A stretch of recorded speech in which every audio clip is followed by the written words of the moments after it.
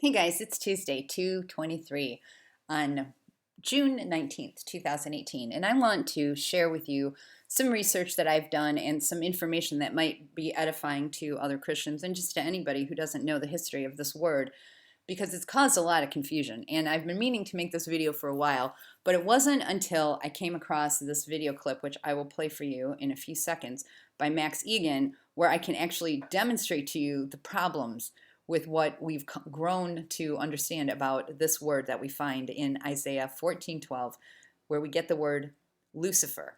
Now, many people will know that in Latin, the word Lucifer means the carrier of light. However, the problem is that a lot of people don't know the history of where this word came from and the fact that this is a 4th century word, okay? The word Lucifer did not enter into any translation of the Bible to mean the carrier of light until Jerome came around. Now, who's Jerome? Jerome is the guy who was commissioned by the Bishop of Rome in 382 by this Bishop of Rome named Damascus to come up with a more succinct translation of the Greek scriptures. Okay, now let me explain to you about the Greek scriptures.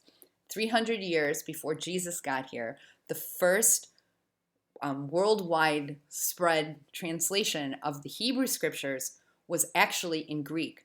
Because when the Jews came out of captivity in the 5th, 6th century, the end of the 6th, the beginning of the 5th century, they became what's called the diaspora, or the dispersion. They dispersed all over the world. So from Spain to Ethiopia to all over the place, you had these synagogues of Jews where people were no longer speaking Hebrew or the dialect of Aramaic that we call Hebrew.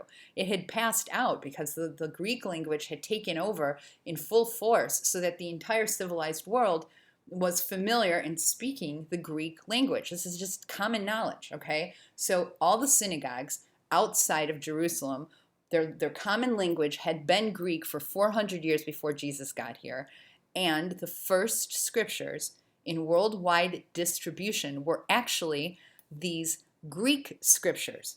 So people continued to speak Greek and use Greek in all the synagogues outside of Jerusalem, which is why Jesus and Paul and all the authors of the New Testament actually quote the Greek scriptures, because the Hebrew Aramaic scriptures wouldn't even be introduced for wide circulation until the 11th century AD. But either way, it doesn't matter whether you use the Hebrew or the Greek scriptures, the word light does not appear in any of the ancient manuscripts of Isaiah 14:12. And this is a huge issue. So let me explain to you what happened. And just generally what happens, when you are translating any language, you are inevitably going to come across a word that does not translate directly into the language. And that is what happened when Jerome came across this word eosphoros in the Greek, and may even possibly have encountered the word Hallel in the Hebrew. Doesn't matter. Either language, he was trying to make a translation into Latin, and he came across two very unusual words. One of them being the Greek, which is eosphoros, and the other one being, we suppose that he came across this Hebrew word, Hallel. Although, like I said, this text was not in worldwide circulation until 6 centuries after Jerome was here. So that's just speculative. But we know for sure,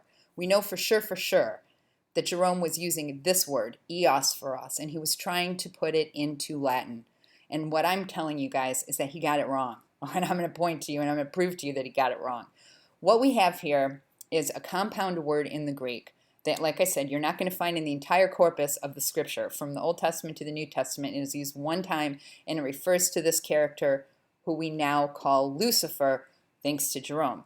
Now, what it means is, the first part of the word is eos, which means either dawn or until. Okay. The second part of the word is phoros, which means carrier, which is what we see here in this Greek lexicon where it says phoros, which is somebody who's bearing or carrying. Now, a direct literal translation of this should be the carrier of dawn, or the bringer of dawn. Some people call it the bringer of the morning, the morning star, whatever. But neither the word star nor light appear in this particular passage. Neither do they appear in the Hebrew. Hallel just means like, the morning star or the bringer of morning or whatever, but it does not mean, and it does not say the bringer of light. There is a very specific word, which I'm going to show you is repeated over and over again in the Greek scriptures that refers to the word light. Let's take a look at that because we're going to see it in, for example, John 1:9. We're going to see the word light. And who's it referring to? This is where the problem comes in. Because of Jerome's mistranslation, we have a lot of confusion about the light and who carries the light and who's enlightening and all that stuff. You got the Theosophical Society going crazy with the idea that Lucifer is the enlightened one. That's not who Lucifer is. Jesus is the light of the world. It says here, the light. Okay, it says the true light that lightens everyone that is coming into the world. That's referring to Jesus. Jesus is the light of the world. Let's take a look at John 3 here. I'll take you to John 3, and we'll see this again, where in John 3:19, we see the word phos again, and it's in reference to Jesus. This is the judgment. That phos, see this word right there? That means light. That the light has entered into the world, and men love darkness more than light. Phos again. Okay, who is this phos that they don't love more than darkness? It's the light is Jesus. Jesus is the one who is the light of the world. Now, if you're not certain about that, let's just take another peek at John 8. Again, we're going to see that in John 8, Jesus goes as far as to saying, not only I am the light of the world, but I want you to see this construct here because this is super important. Jesus says, ego eimi to phos tau cosmo. That is so important, you guys. In this particular verse, Jesus is actually saying ego eimi. Now, if you're not familiar with the importance of ego eimi from any of my past videos, I'm just going to let you know that in Exodus, I think it's Exodus 3:14, when Moses asks God in the burning bush, he says, what am I supposed to tell them your name is? And God replies, ego eimi. So every time Jesus uses this word ego eimi, he gets the Pharisees furious with him because ego eimi is how God referred to himself as I am.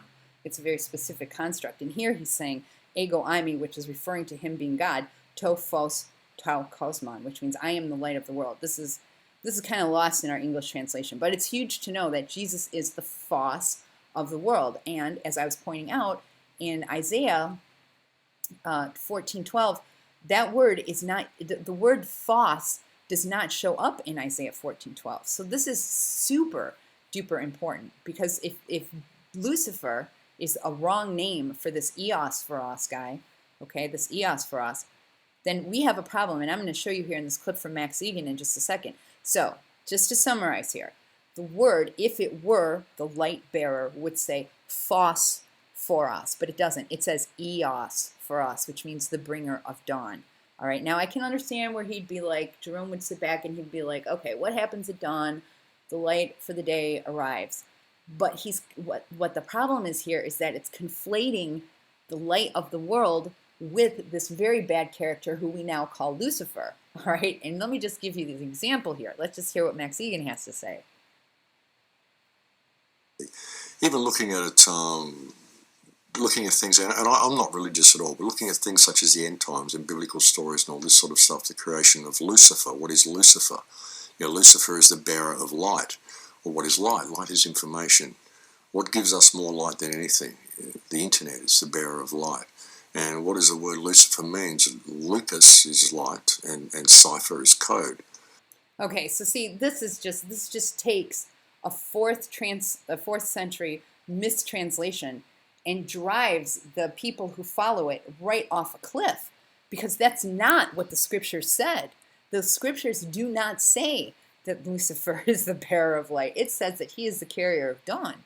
And dawn is not information, dawn is not light, dawn is not what Jesus is. Jesus is the light of the world. And see, you can understand now where this gets overconflated. It complicates what happens with what Jesus says about himself with this evil character that is not bringing light to anyone. You guys, let me emphasize this again. The ancient scriptures that Jerome mistranslated do not have the word light anywhere in them referring to this character that we now call Lucifer. Lucifer is Latin for the bearer of light, but that is a bad translation. That is not what the scriptures say. Lucifer is not the carrier or the bearer of light. He is the carrier or bearer of dawn. You can look into the theological implications on that on your own, but I'm just telling you, he is not the bearer of light. He does not bring Jesus. Jesus is the light. I mean, this is such an important emphasis. I have to make it. I know I keep reiterating it, but I want to take you guys to 2 Corinthians 11 to show you that we actually almost have a prophecy here in 2 Corinthians 11:14, where Paul says, "And no marvel, for Satan himself is transformed into an angel of light." Wow. I mean, that actually happened. By what Jerome's error did is that he actually took Satan himself and transformed Satan into this character named Lucifer, who does not bring light. It's just, I don't know. To me, this is kind of mind-blowing because I know that Max Egan doesn't know any better, but you can totally see whereby misascribing the qualities of Jesus as the one who enlightens, as the one who brings light, to this bad character, Satan, or eosphoros, who is not the light bearer, but we call him Lucifer now.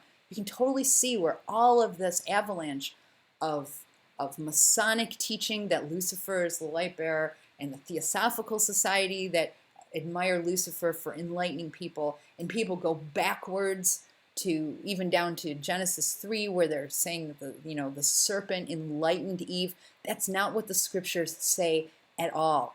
And it's true, very true with what Paul is saying here in 2 Corinthians 11, that Satan himself is quite literally transformed into this angel of light, and he's not. He's not the angel of light. I just want to point out here, 2 Corinthians 11, and just take you to this so you can see one more time where it says that Satanas is transformed right here, this big, huge word. I'm not even going to try to pronounce it because I couldn't if I wanted to.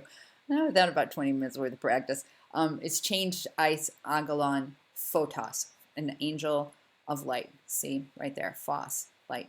So anyway, because Jesus is the light of the world and Lucifer is mistakenly taking some of God's credit away from him, I just thought I would really emphasize to you that this is a consequence of this 4th century translation into the Latin language, and this guy Jerome was out of his mind. He made a huge mistake, and there are many mistakes that Jerome made. I mean, many mistakes that Jerome has made that made, from a linguistic standpoint, have avalanched and become like this huge monster snowball that has turned into this just bizarre theology, from elevating Mary to the Queen of Heaven with some of the passages that happen with what he did with screwing up pronouns, to this word Lucifer. But of all of them, I think the biggest mistake that Jerome ever made was putting the word light into Isaiah 14:12, because it's not there. It's not there. And since most Christians don't know that, I just thought I'd arm you guys with this information and let you know that Jesus is, in fact, exclusively the light of the world.